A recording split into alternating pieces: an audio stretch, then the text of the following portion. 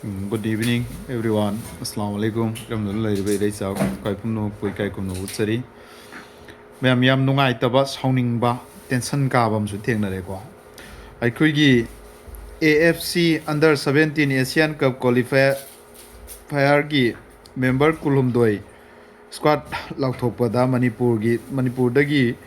nipan yaure na. Aduga sida maming si di yaure ko ai khoi gi Mohammad Yasir Khala na Mohammad Yasir Khala na maming di yaure khabar sida aduga photo na hapta ba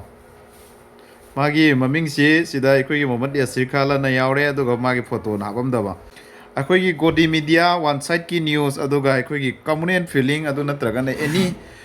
pau da suna yaw da basi mamang da su thokre masi tobi gano na hai ki bani masigumba khabar ai gi kedogoda bodi lebang myam da sugumba khabar ji phongbi rakano sumba pau si pabi rakano hai bani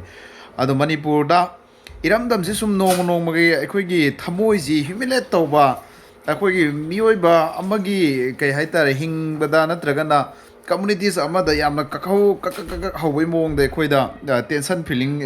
communal feeling pi ba masugumba thabuksi mamang da su tawno hai grabani ado hanjal hanjan tawri masugumba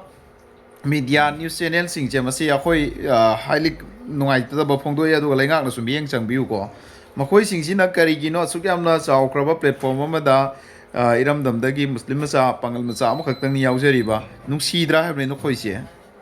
mamang na su maming radio da lauthok ba da yaw da bugum to achuk yamna khoi gi humiliate tawri ba mioi ba ngak tane khoi huminarim ni kari pen da ba kari nungai da ba lai ge ba khoi gi iramdam gi mingchat na tro purei sia ngang sing sina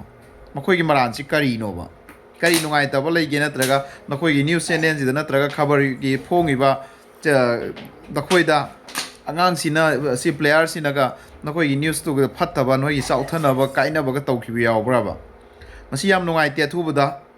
ꯁꯤꯒꯨꯝꯕꯁꯤ ꯃꯇꯨꯡ ꯃꯅꯥꯎ ꯇꯧꯕꯤꯒꯅꯣ ꯑꯗꯨꯒ ꯃꯁꯤ ꯁꯦꯡꯗꯣꯛꯀꯗꯕꯅꯤ ꯍꯥꯏꯕꯁꯤ ꯑꯩ ꯊꯝꯖꯔꯤ ꯌꯦꯡꯉꯣ ꯃꯌꯥꯝꯁꯤ ꯂꯩꯔꯦ ꯁꯤꯁꯤꯅꯤ ꯑꯝꯇꯪ ꯌꯦꯡꯕꯤꯌꯣ ꯑꯥꯏ ꯄ꯭ꯔꯥꯎꯗ ꯑꯣꯐ ꯌꯨ ꯏꯅꯥꯎ ꯃꯣꯍꯝꯃꯗ ꯌꯥꯁꯤꯔ ꯈꯥꯟ ꯂꯥꯏꯔꯦꯡꯕꯝ Tagatsari amdi congratulation inaw gi tungi career da